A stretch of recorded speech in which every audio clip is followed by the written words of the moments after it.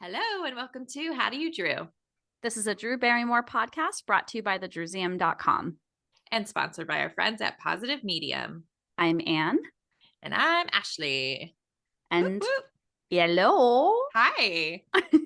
I'm in a really good mood because I just came from a summertime yoga workshop and feeling all the good vibes. Well, look at you. I'm like, it feels very summery here as well, but it might be that 80% humidity and 80 degrees temperature. That'll do it. Yeah. It just might be that. I'm glowing a little bit. There you go. A little sheen, a little shimmer. Yeah. We made essential oil blends and I made mine all citrus based. Actually, you'll love it. I found the lime. She had lime and I was like, well, I'm done. This is going to be my vibe. And it basically smells like if you rub the leaves of like a citrus tree, that smell. I'm really excited. Look at you. I know. It's awesome. So you're like living a great life with your essential oils and yoga. Doing what I can. Now baby just taking all she can from you. And this podcast now. I love giving myself to this podcast. Just like milk for a baby. Exactly like milk for a baby. Exactly.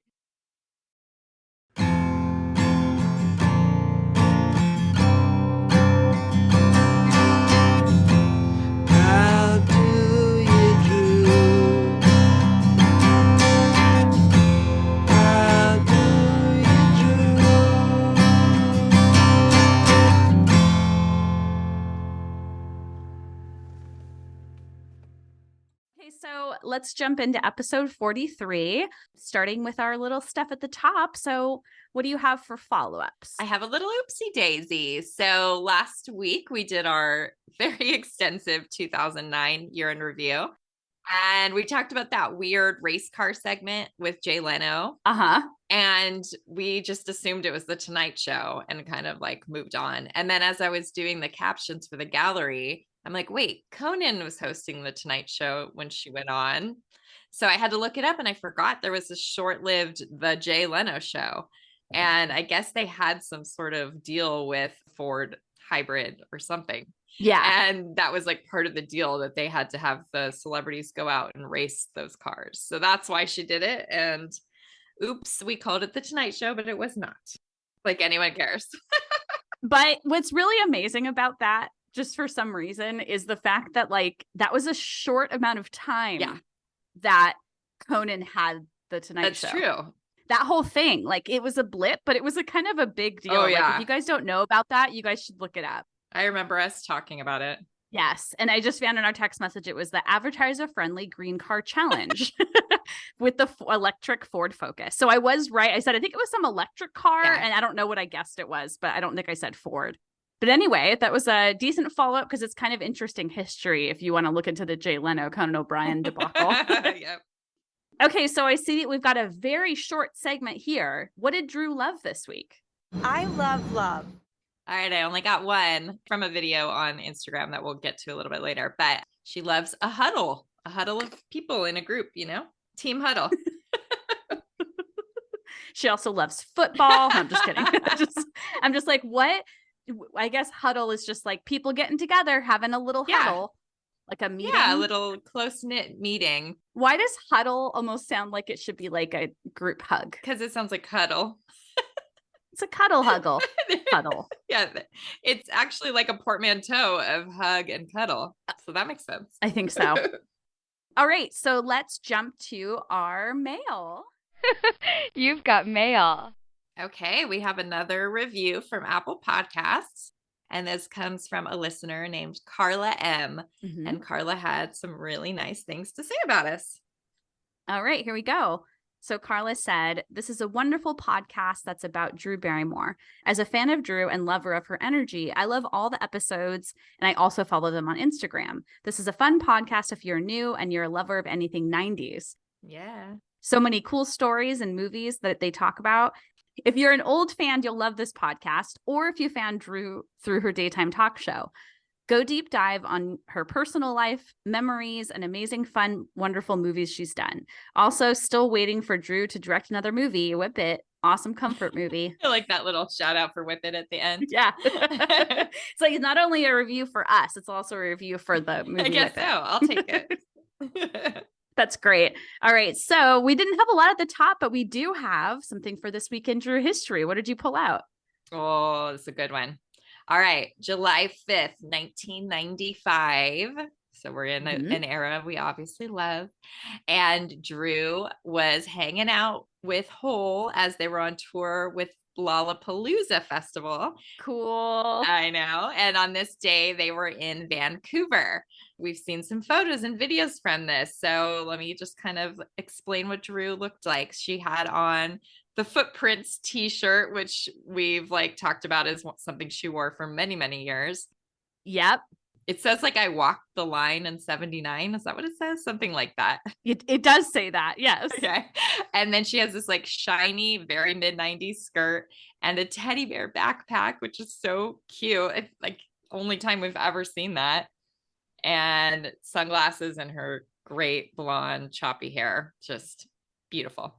It's such a cute look. It's such a like, this look I think is quintessential of that time for some reason. Totally. When did Mad Love come out? Like when was that press interview thing that I love? 1 or 2 months before this. Okay, I feel like that's exactly the look she has here. Totally. I did notice that we do have the 2 other instances at least where she had that Footprint shirt on our website on the Wardrobe Recycle. Yeah. So you guys should go check that out if you want to see the shirt we're talking about. And of course, the episode page will have pictures. Okay, so there is this interviewer that used to be around in the 90s named Nardwar. I don't really know his whole history. Neither. I feel like there are a lot of his interviews out there, but he was kind of infamously like annoying to his interview subjects. Very in your face.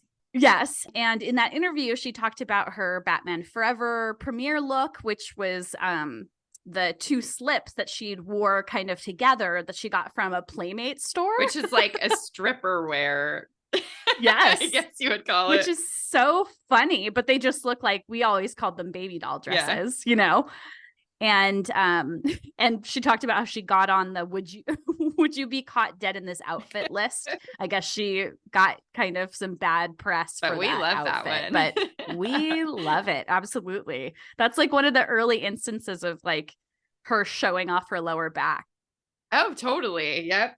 In fact, I was just thinking the other day that I wonder if I kind of like from 2009, the Grey Gardens LA premiere look, because it has that low back. It reminds me of this one. Interesting, because they're both like light colored dresses with the low maybe back. But yeah, this is fun footage to watch because you really see Drew really just like being herself. She's with Eric, she's with Courtney a little bit. Like you can't, It definitely seems like her and Courtney are just like kind of getting to know each other or something. I don't know. They don't seem like super close, but Drew's definitely like chatting with her as this guy is trying to be like inserting himself.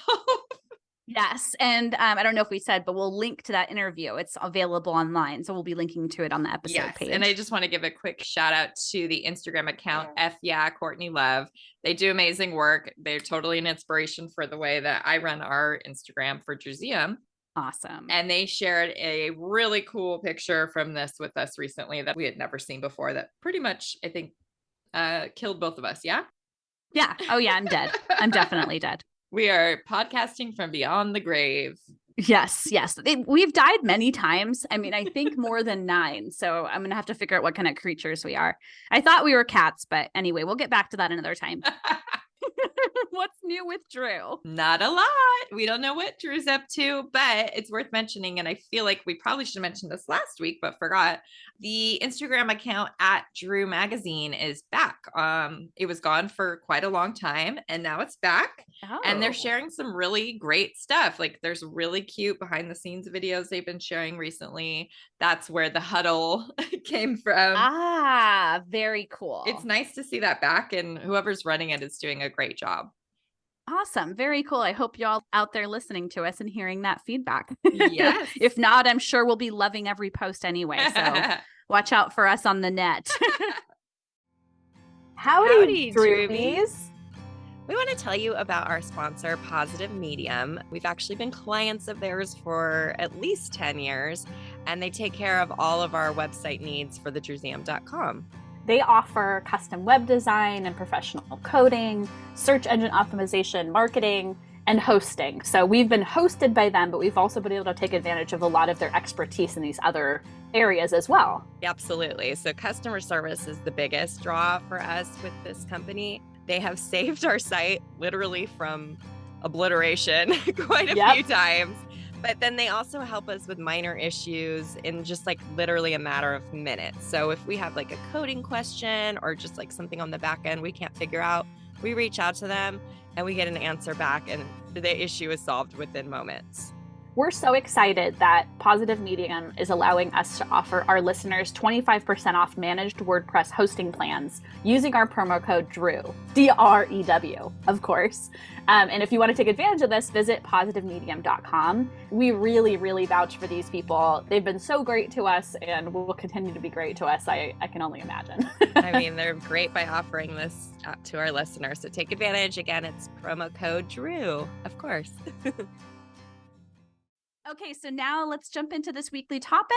This is a fun one. We decided to just kind of do a little top fives. This will be our second top fives episode. We did performances for episode 35, and now we're doing our fave mag covers. Yeah. Top five. Well, we're working on a movie episode, and that always takes a lot longer. So in the meantime, we're like, let's do something we can just rattle off the top of our heads and just have fun. Something we don't have to do really research on, just our personal opinions. It's just kind of in our brain, more in Ashley's brain than mine, I found, but it's all right. Felt like it took me a bit of effort to figure out what are my favorites. It's hard. Yeah. I mean, I want to say at the top, I feel like these are our favorites right now. Yeah. Ashley and I kind of talked like these numbers are just like, what are numbers? We will be kind of talking about some of our honorable mentions throughout, but we do have kind of a semi-solid top five for now. So I do want to say like some of my favorite photo shoots, they don't have a cover that is from that shoot. So for example, the first one I'm thinking of is Us 1997. I'm obsessed with that photo shoot, but the cover photo is from Rolling Stone 95, which I still will never understand. And there's a couple others like that too. So we're not talking photo shoots. We're talking strictly the cover. And also in my choices, I tried to pick ones that were solely for this cover rather than like something that was recycled from a previous photo shoot. And that makes a lot of sense. And I think it's good to mention that because, yeah, as I was kind of going through photo shoots, I was like, it's no cover. Yeah. And the other thing is, I think relatedly, sometimes the cover is like even better than anything inside. So there are times when there's like stuff inside with a boring cover. I feel like quite often. That would be like every issue of In Style almost. Yes.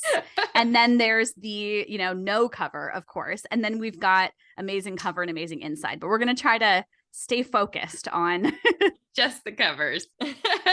Okay. So you want me to go first with my number five? Sure. Okay. So I went back and forth, but I landed on Versus from 2009, which we've just talked about in our last episode. This was done by Ellen von Unwerth. And I love it for a lot of reasons. Drew's look in it. So it's very graphic. There's almost no writing whatsoever on the cover. And there's like this big splash of pink, which pink is my favorite color. So I always love that. And it's gigantic, which probably has something to do with how much I love it. Yes. This one didn't make my top five list, though it's definitely in the honorable mentions. If you want to hear us gush a little bit about it, you can check out the Ellen von Unwerth episode.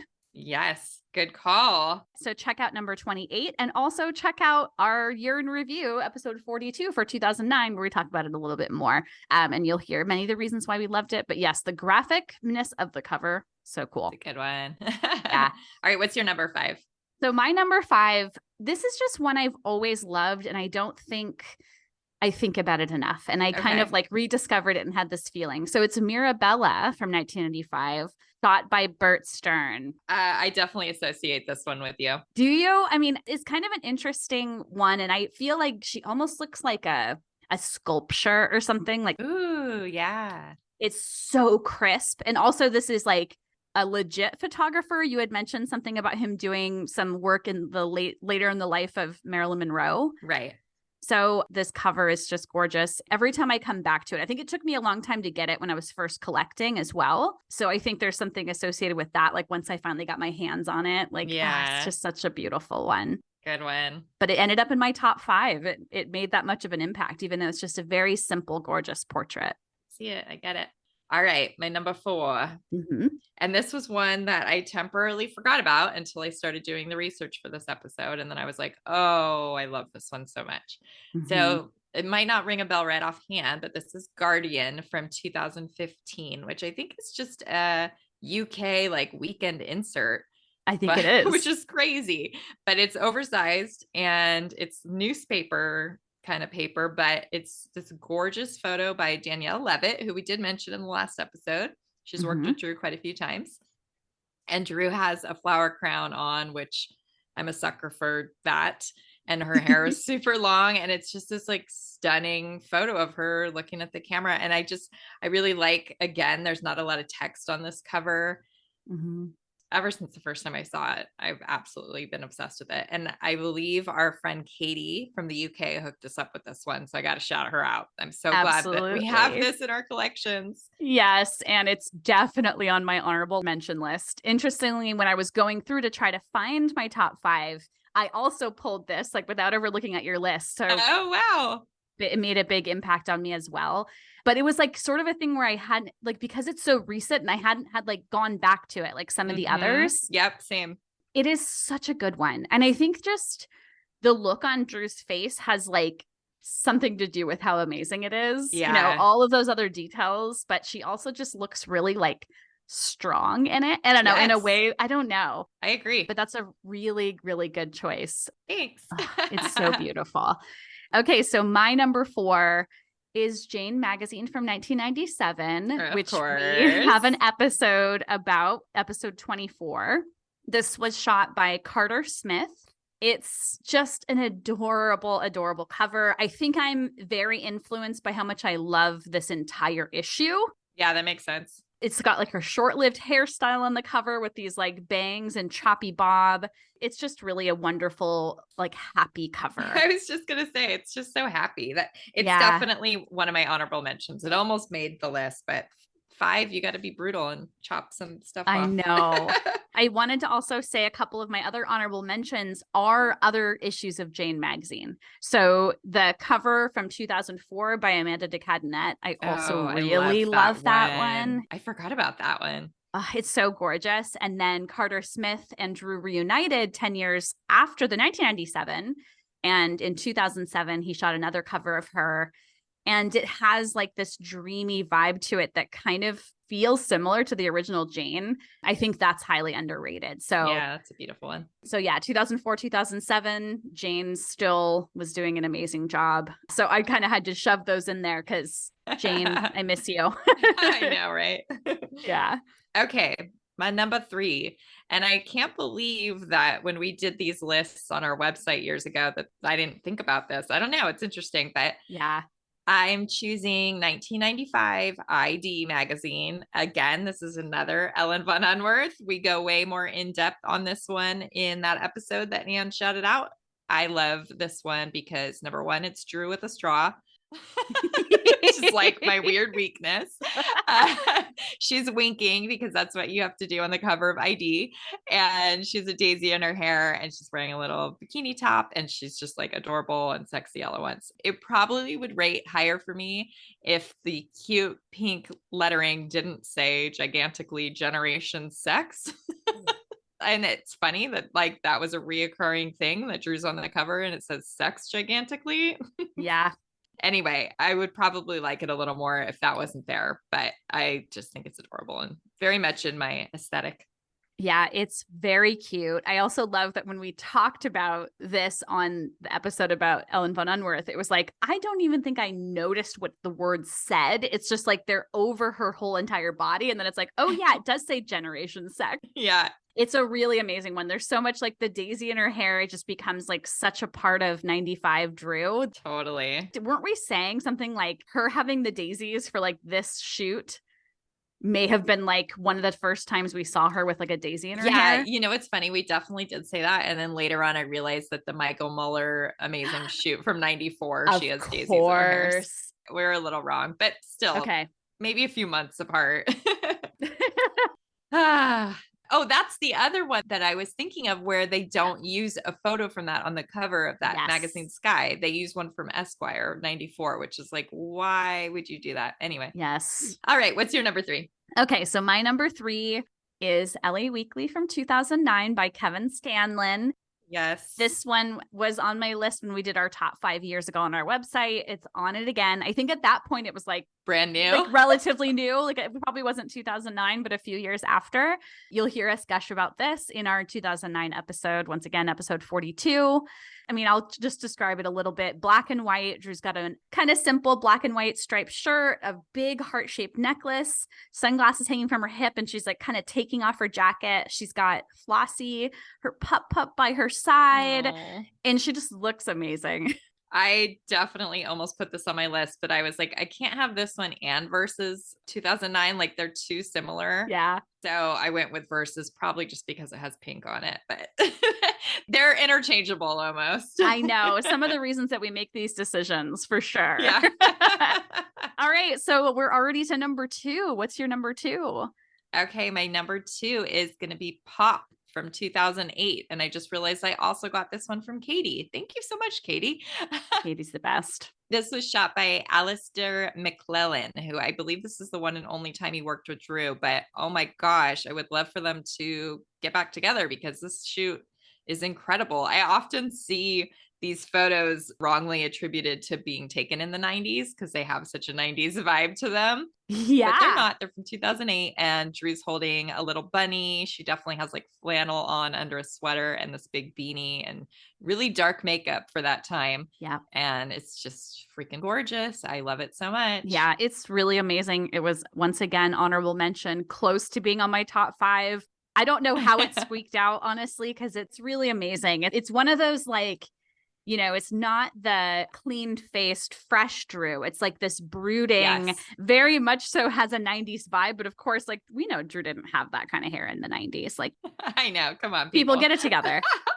But yeah, it's stunning. The albino bunny in her arms, I think, is probably seals making it so gorgeous. You know, it really is like the contrast with her dark makeup and the white bunny. Anyway, I would love to see her work with that photographer again. Please. Yeah, that would be rad. Okay, what you got for number 2? Okay, so my number 2 is Rolling Stone from 1995 with Mark Seliger. Yes. I'm going to say like this is just too classic not to be on the list. If you don't know the cover offhand, it's a very, very close-up image of Drew's face. She's kind of putting her tongue on her upper lip, licking her upper lip. I don't know how to describe that, but and kind of looking off to the side. I think there's no way me describing it is doing it justice. Make sure you check it out on our episode page or just do a quick Google. Like everyone needs to know this one. Yes, I am going to go ahead and put a couple honorable mentions in here. One, I'm cheating because I didn't want to leave out, even though I know we said we were going to talk about him. I have to mention Boulevard from 1997. Yeah, it crossed my mind too. Yes. So this is, they used another picture from the Rolling Stone 1995 shoot. I'm not going to go on about it because I know Ashley also loves it. We could probably have a whole episode just about this cover. But that I had to mention because it's another picture from this shoot. But then also one of my honorable mentions is New York Magazine from this year. I actually kind of expected that to show up on your list. Did you? Yeah. Yeah, I absolutely love it. It's once again a Mark Seliger shoot. So that's why I dropped it in here. If you don't know it, you just need to look it up. I still haven't gotten my hands on a copy. I know. When are they going to arrive? I know, yet it's on my list. Yeah. Thank you, Mark Seliger. Forever and ever. Well, then let me just say my number 1 is Rolling Stone from 1995. And I think because it's just when I think of the quintessential Drew cover, that's what the first thing that pops into my mind. That's such a good way to describe it. I mean, I guess a lot of people maybe know Playboy better. That one's pretty classic. But this one to me is like all things that make up who Drew is. I feel like they somehow is in this photo. Yeah. And it's just a classic for a good reason. Mm-hmm. I have a couple other Mark Seliger honorable mentions as well, which would be Vanity Fair from 2003, because I'm just a sucker for Drew with long blonde hair, probably because I'm a narcissist and it matches my hair. I don't know.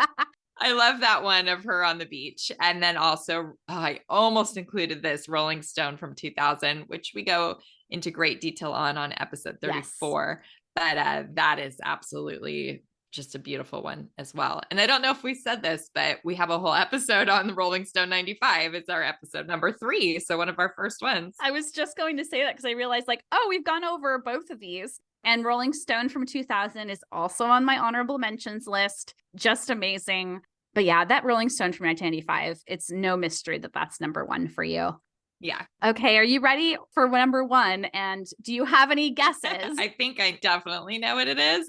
You probably should look up which episode we talked about. Oh my God, I should. Okay. So I'm just going to say before I say my number 1 that before I even really started this list, I was like, oh, I have to just sit down and like, get in my brain and figure out what they are. And you're like, well, you probably only have to think of 2 because your list is going to include this, this, and this. And I think, what were the 3 things that you said? I said Jane, I said this one, and then LA Weekly, I think you said maybe. LA Weekly. Yep. So anyway, Bizarre 1996, which we talked about in episode 11. I didn't realize it was that early. That's kind of cool. I know. I will just say really quickly, the cover shot by Peter Lindbergh. The feature on the inside was shot by Mario Sorrenti. So different photographer for the cover.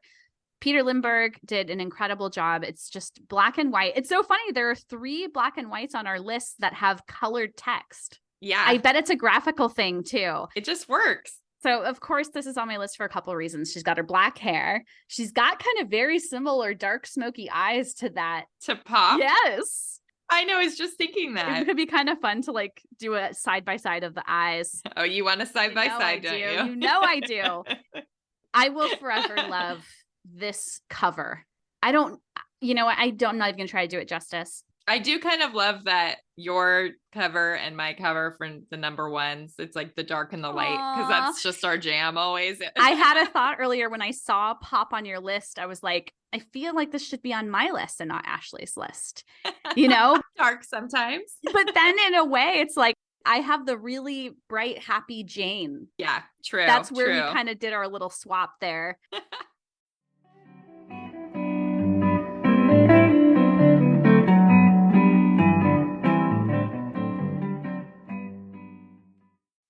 That's our top 5, but we still have a couple more honorable mentions. Notably, we had one that crossed over on both of our honorable mentions list. No surprise here. Yeah, we both, of course, had to give at least a little shout out to Detour from 1998 by David LaChapelle. Mm-hmm. This is such a unique and special one. Another great, like super close up of Drew. And there's nothing that looks like this. It's totally one of a kind. If you haven't seen this, the contents are really incredible. I think one of the coolest things about the photo shoot is that it was shot in France when they were doing Ever After. Yeah, which you would never know by looking at her here. I think we figured that out just by context, like timing and context. She does have a wig on this cover, so there's no telling, Drew's timeless face. Yeah. If you haven't seen it, you must check it out. And David LaChapelle has done lots of amazing shoots with Drew, none of which surprisingly ended up on our list except for this honorable mention. So I'm glad that David LaChapelle made his way into our list in some way. Congratulations. He was waiting for that. Oh, yeah, of course. He's been listening for every episode until we mention his name. All right. So what other honorable mentions were left over for you? A couple more recent ones. And when I say recent, that probably isn't totally true, but compared to the rest of the list. Yes. I also had to give a little mention to the Style Sunday Times special from 2020. Again, I got this from Katie. Like, what would we do without her? Oh my gosh. So this is like another supplement just over a weekend, I believe. And this one is really special. It was during the pandemic. Everything shut down. And Drew and her daughter Olive, and they just took these photos themselves. And there's this really cool collage of personal photos of Drew on the beach that I just adore. I think they're so fun, and it's such a different idea. It's so special. Totally. And then I also have to shout out, just like, I would never think this magazine would have an amazing cover, but Good Housekeeping from 2016. It was shot by Brian Bowen Smith.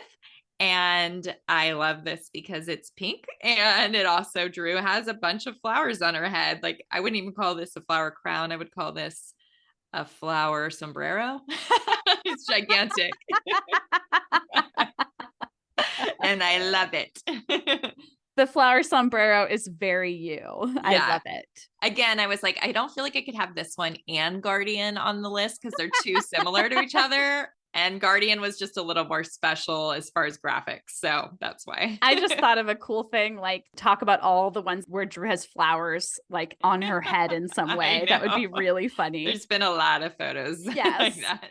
I'll just mention my last couple honorable mentions. Another photographer who has worked with Drew quite a bit, but didn't really make their way into our top 5 is Mark Abrahams. One of the shoots that I just pulled because I thought it was beautiful, I didn't remember who the photographer was, is Premiere 2000. It has a similar vibe to Mirabella. Yeah. Just like really beautiful portrait. And she looks topless in both of them. So maybe that's why you're thinking that. I just want Drew to be naked. Isn't it just beautiful? Yeah. There's photos on the inside of that are some of my absolute faves. So I totally get it. It's stunning. Like I remember thinking it was just gorgeous when I got it that year. And it's still stuck with me as one of my favorites. And then, interestingly enough, so you've got that incredible Sunday Times special from 2020. I have it in Style from 2020, where Drew photographed herself. Yeah. And I kind of like, even though I remember at the time thinking it was kind of weird that they have her holding her remote, like, because she's photographing herself in each picture.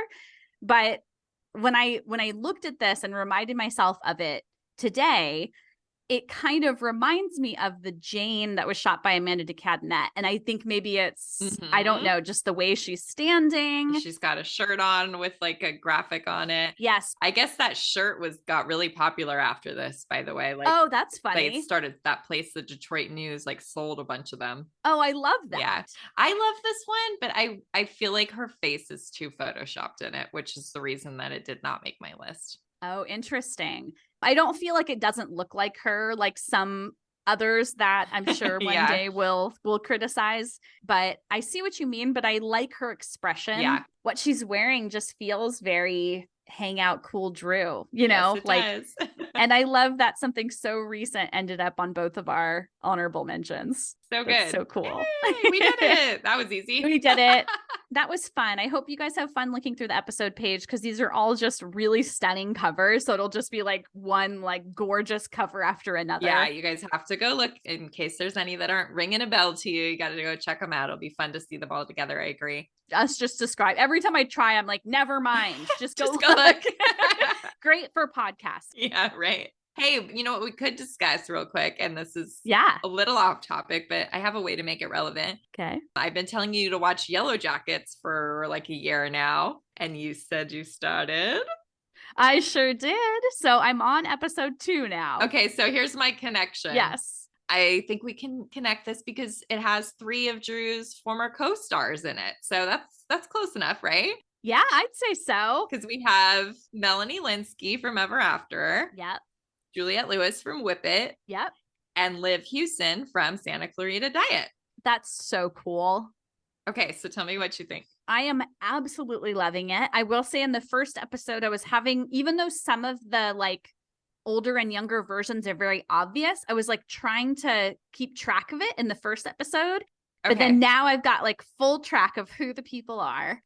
I'm so interested in like how the older versions of the women start to interact again, because I have a feeling that has to happen. Okay. I'm obviously not going to say anything to you that will spoil anything. It's definitely a show where you don't want to get spoiled on things. Yes. But I'm so excited that you're watching it. I can't remember the last time something came out that I was this like obsessed with. I love it so much. Oh, it's so good. The music is really good.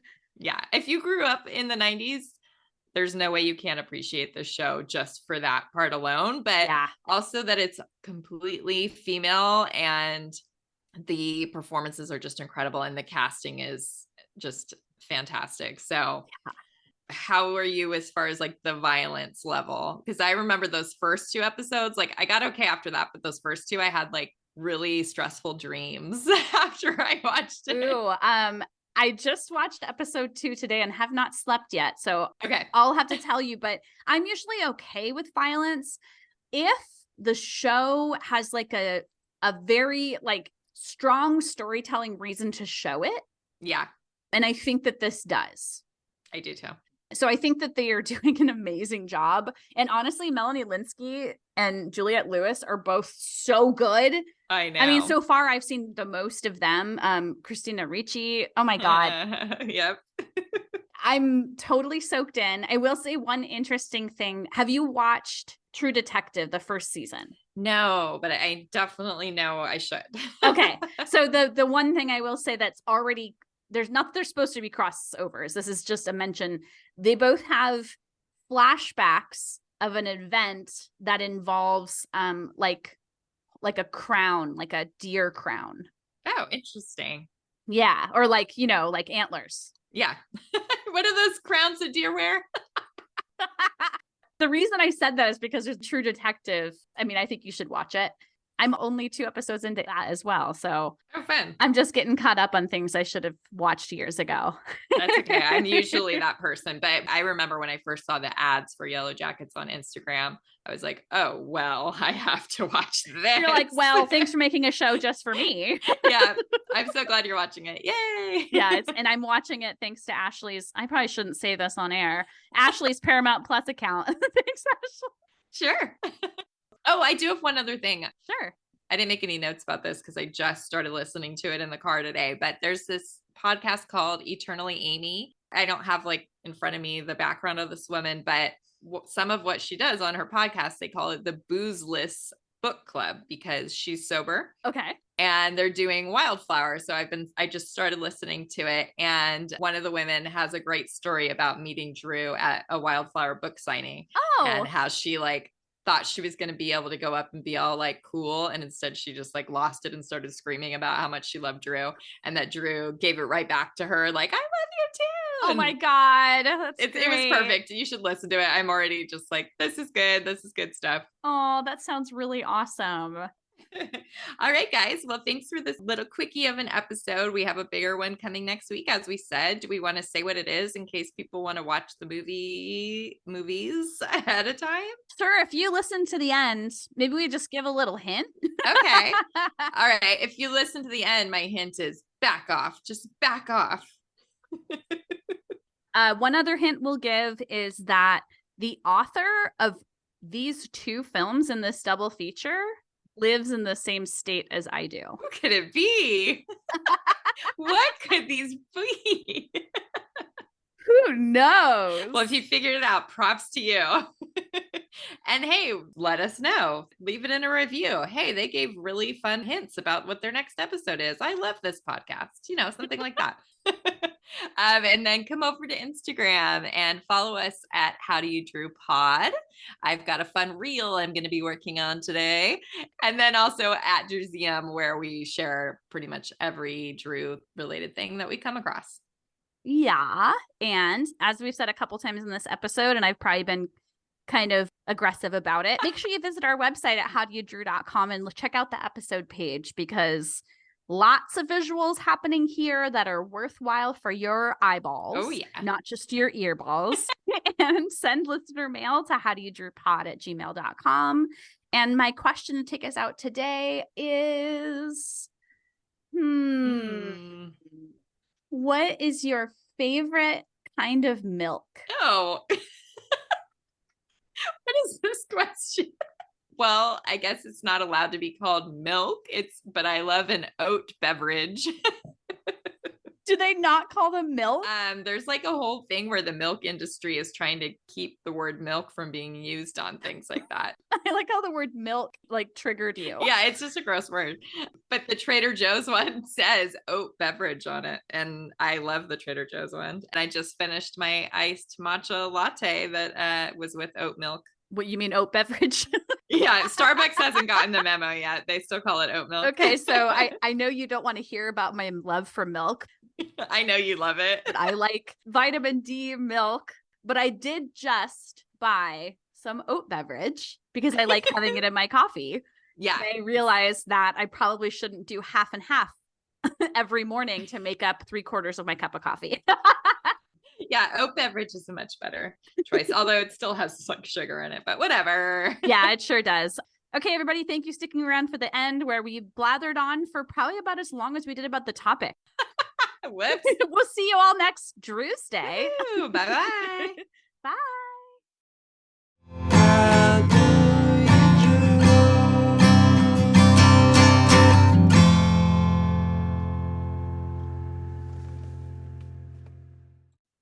This episode of the How Do You Drew podcast was researched and produced by Ashley and Ann from thedreseum.com with help from our sponsor, Positive Medium. Special thanks to Matt Costa for our lovely theme song, Roxy Prima for our adorable logo, and last but not least, Drew Barrymore and all the Drewbies who love her. We do this for you. Thank you.